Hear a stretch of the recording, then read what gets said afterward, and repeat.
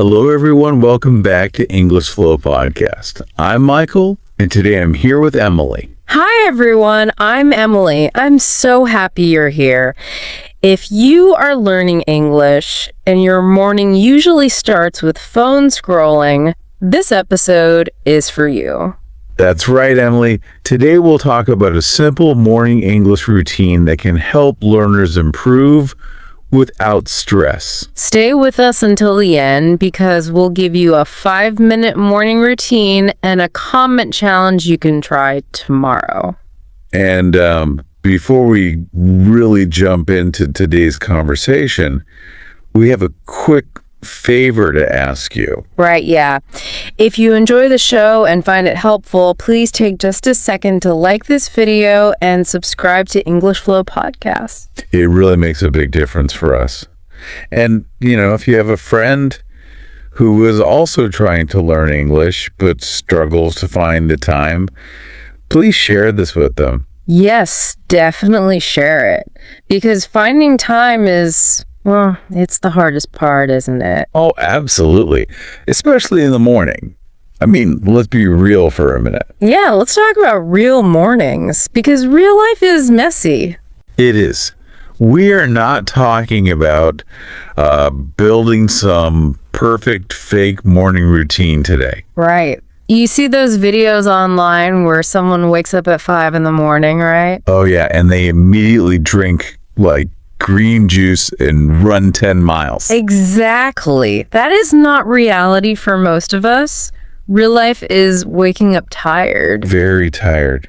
Sometimes your bed feels like it has, arms pulling you back down under the blankets. You just want to find that snooze button and hide. So we want to build a routine that survives that kind of morning, a real messy morning.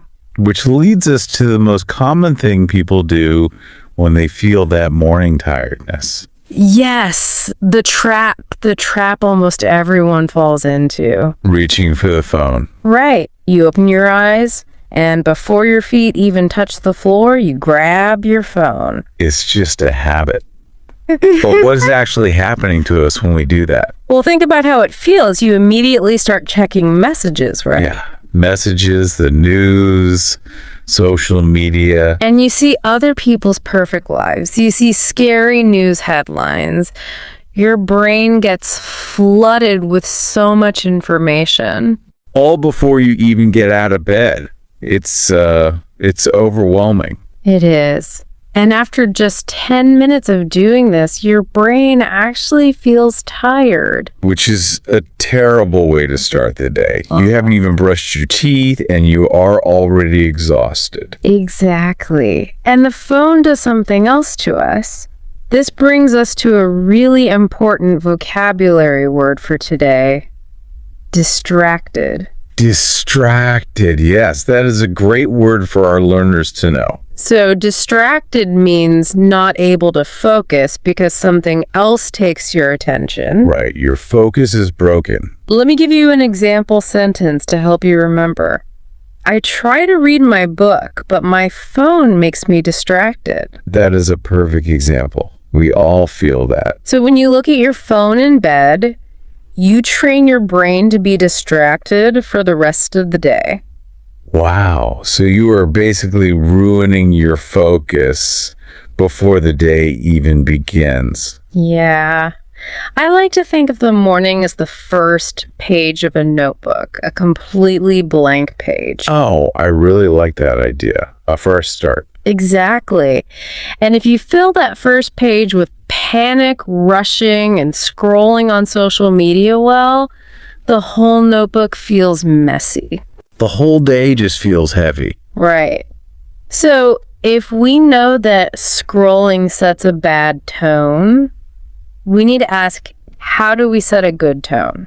How do we write something positive on that first page? We do it by creating something called small proof.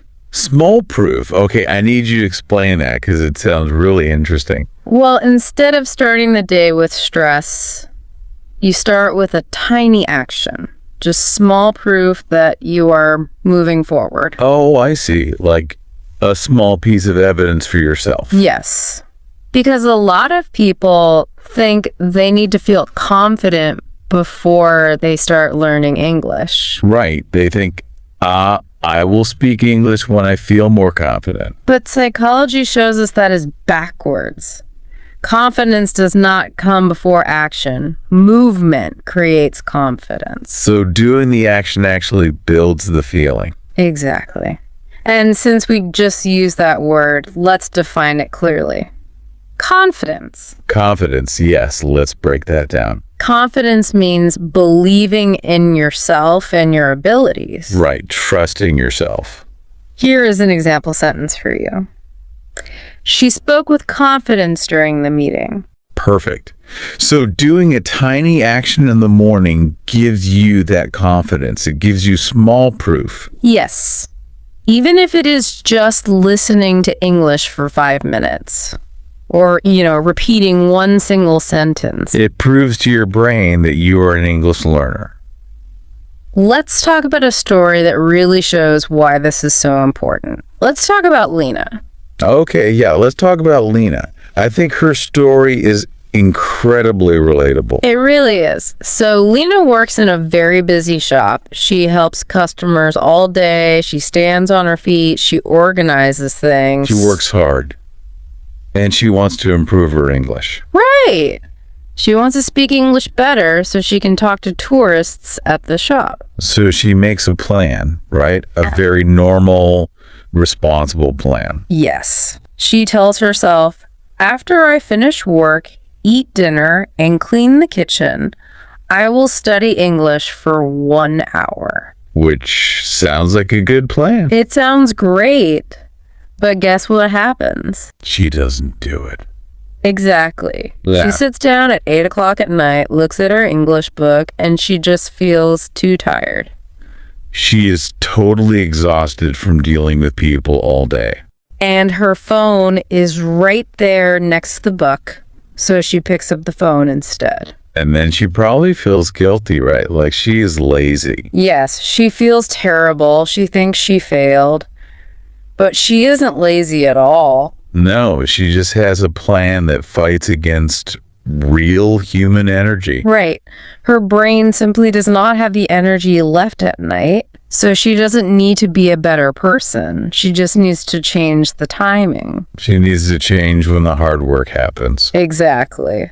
So, Lena decides to shift her study time to the very first 15 minutes of her morning. It's the same kitchen, the same cup of coffee, but a totally different choice. And because she does it in the morning, before she gets tired, she actually succeeds. Wow.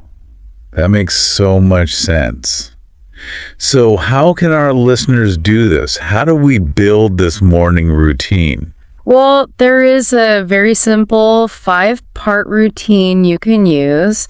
The steps are prepare, listen, speak, write, and review. Prepare, listen, speak, write, and review. Okay, let's go through every single one of those. Let's start with step 1, prepare. Prepare, which, funny enough, actually happens the night before, right? Yes.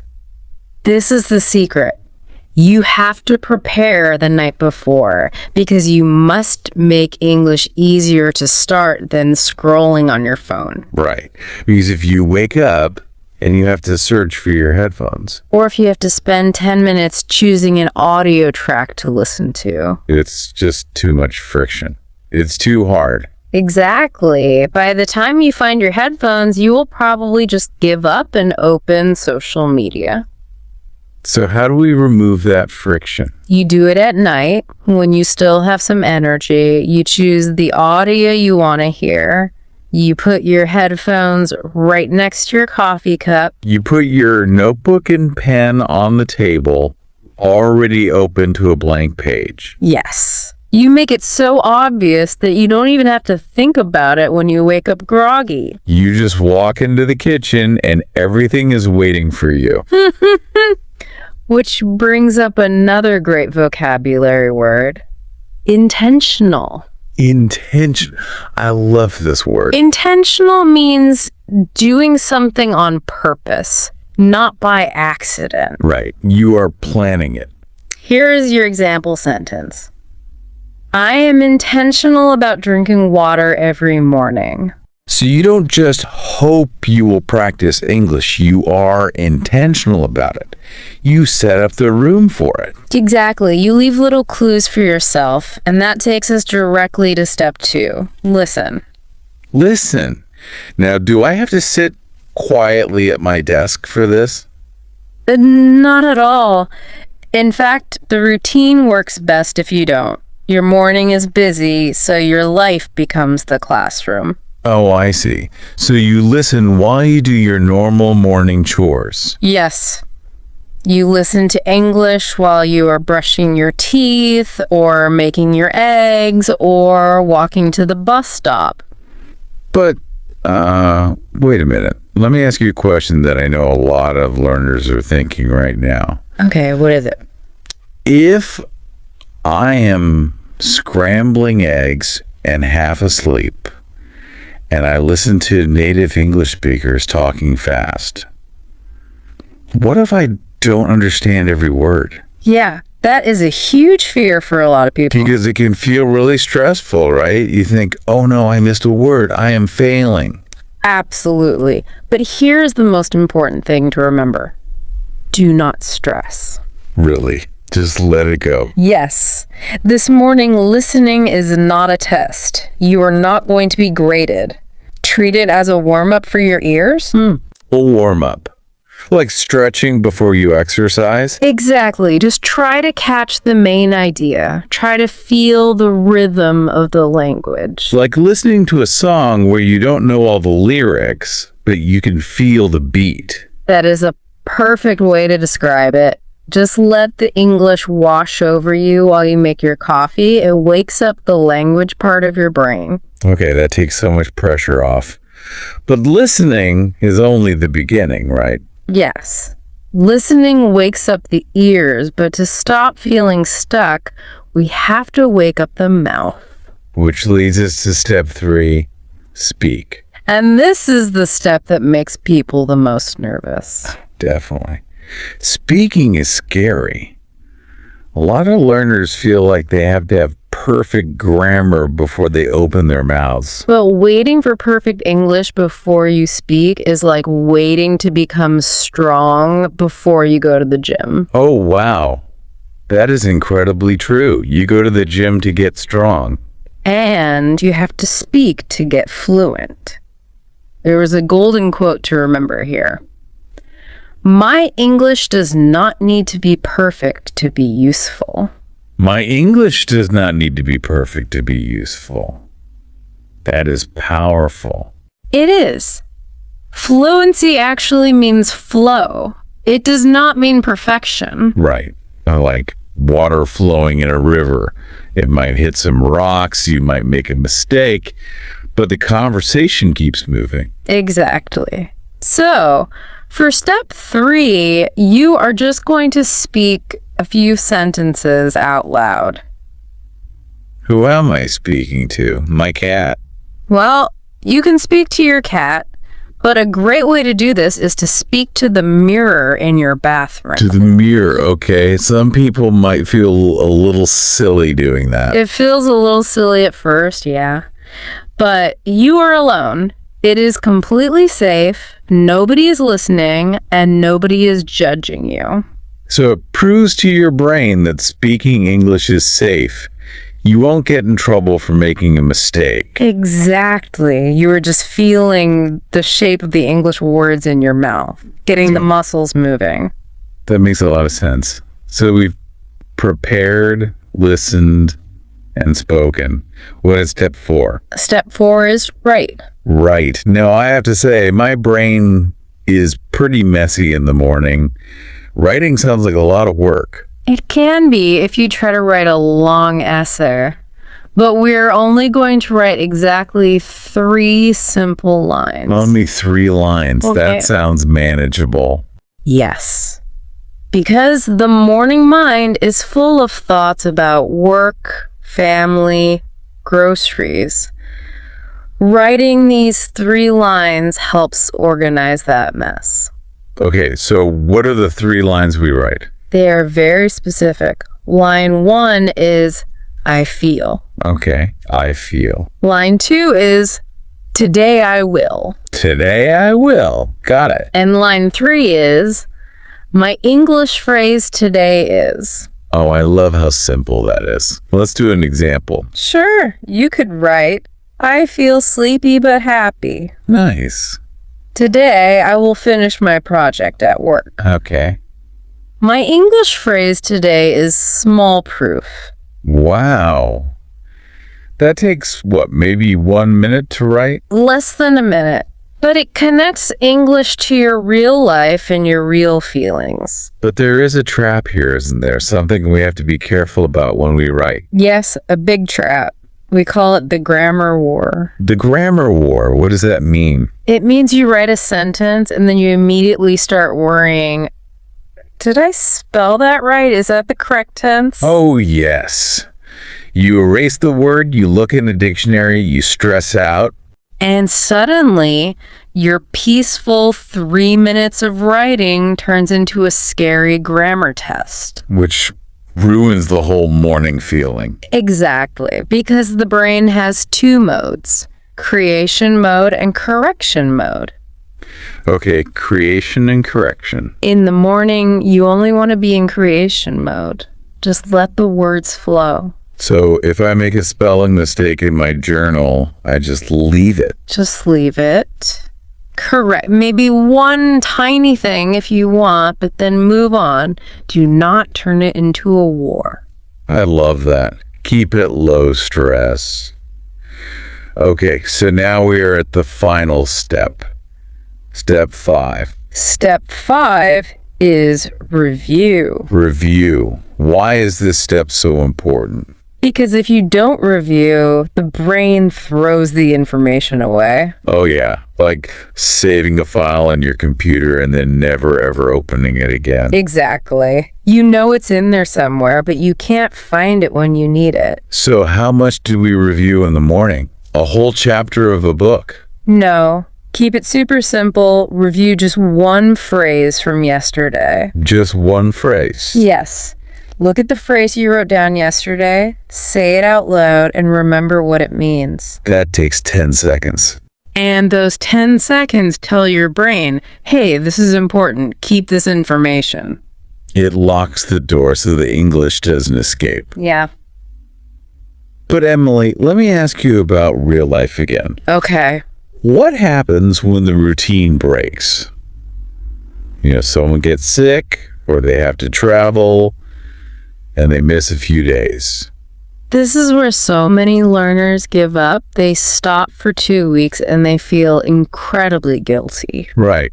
They think, well, I ruined my streak, so I'm just a failure. Yes. But we have a great phrase to fight that feeling. Get back on track. Get back on track. Let's make sure everyone understands that one. To get back on track means to return to a good direction after stopping or losing focus. So it means starting again without feeling bad. Exactly. Here is your example sentence. I did not study last week, but today I will get back on track. I did not study last week, but today I will get back on track. That feels so much better than guilt. It is so important to forgive yourself because missing a day is normal. You just have to start again. So, how do we keep this routine going for a long time? Because at first you feel motivated, right? Oh, yes.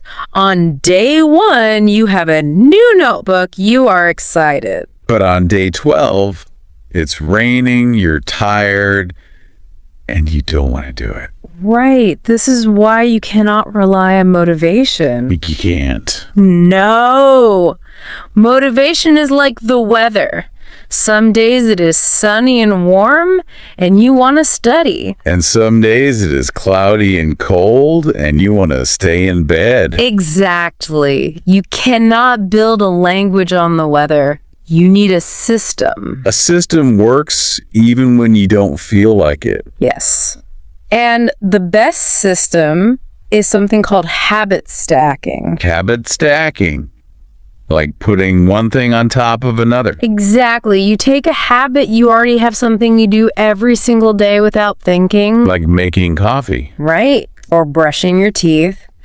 And you stack your new English habit right on top of it. So I say, after I make coffee, I will listen to my English audio. Yes. The coffee machine is the trigger. You don't need motivation. You just follow the system. Oh, that makes it so much easier. You don't have to decide to study. It just happens automatically. And when you do this, you become consistent, which is another important vocabulary word. Consistent. Let's define that for our listeners. Consistent means doing something the same way over time. Right. Not just once, but again and again. Here's an example sentence. He became fluent because he was consistent with his practice. And being consistent leads to something really powerful, doesn't it? It does. It leads to momentum. Momentum. That's a strong word. What does momentum mean in language learning? Momentum is energy that grows when you keep moving forward. Like riding a bicycle.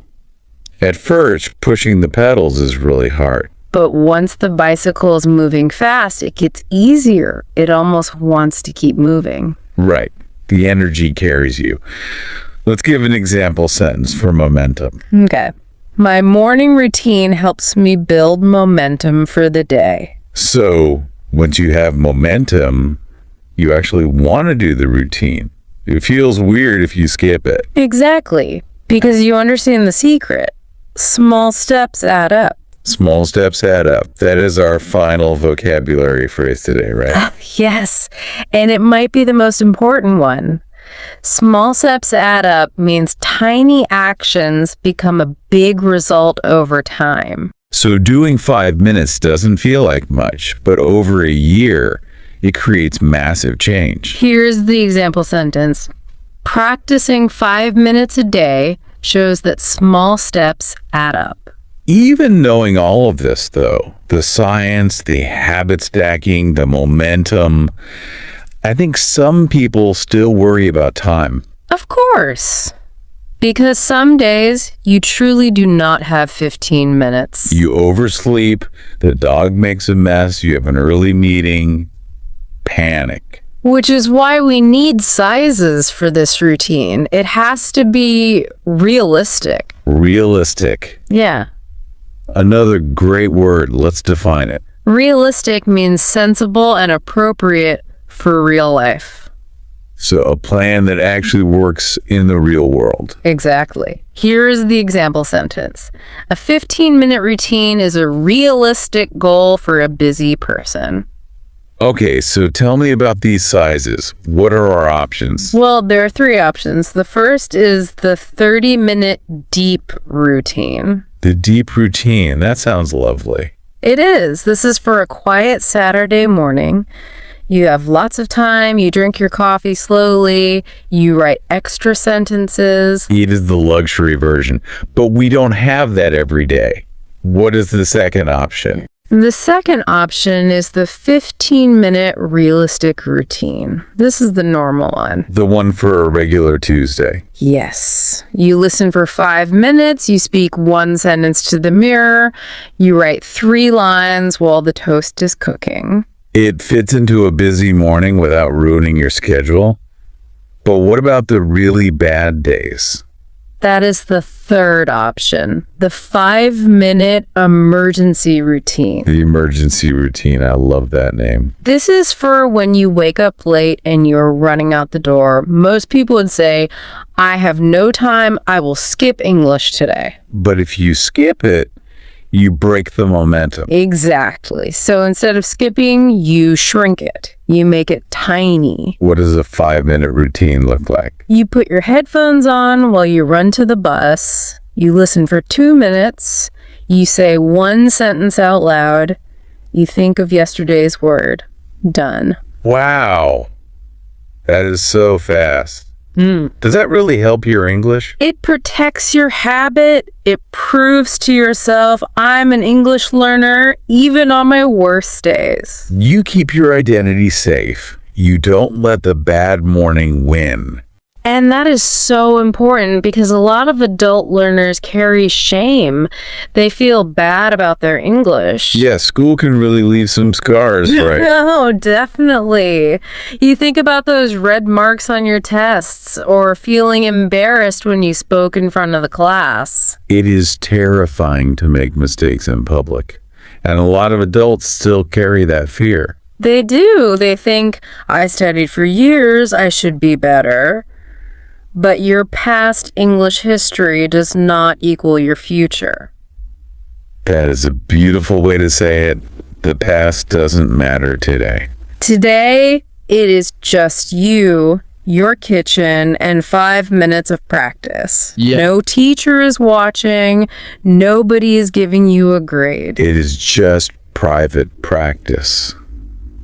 Which reminds me of a really powerful thought from today's conversation. Which thought is that? Private practice builds public confidence. Yes, private practice builds public confidence. It means that all the messy, quiet work you do alone in your bathroom. Mumbling sentences to the mirror, making mistakes. Right.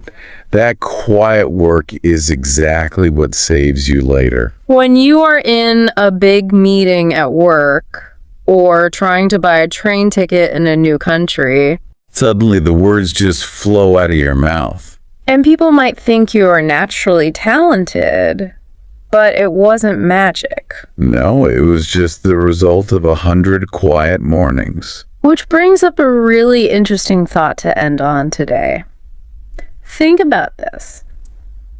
The small, broken English sentence you quietly practice in your kitchen tomorrow morning. Yeah. It might be the exact sentence that helps you make a lifelong friend in a foreign country 5 years from now. Oh, wow. I love that. Your future self is already listening to the words you practiced today. Exactly. So you don't need a perfect morning. You do not need perfect grammar. You just need one small English action tomorrow. Missing a day is not a failure. Giving up completely is the only failure. So just reset your environment tonight and get back on track tomorrow. We really hope this routine helps you find some peace and progress in your mornings. And before we go, we have a challenge for everyone listening. Yes, we want you to go down to the comments right now. Type the words, no drama, just direction. No drama, just direction. And then tell us the one small English habit you will try tomorrow morning. Maybe you will write 3 lines. Maybe you will listen for 5 minutes. Just tell us in the comments. It's a great way to commit to your new routine. And please, if you found today's conversation useful, like the video and subscribe to English Flow Podcast. And share it with that friend who is always too busy to practice. Thank you so much for spending your time with us today. We believe in you. You've got this. Have a wonderful, messy, productive morning tomorrow. See you next time. Bye, everyone.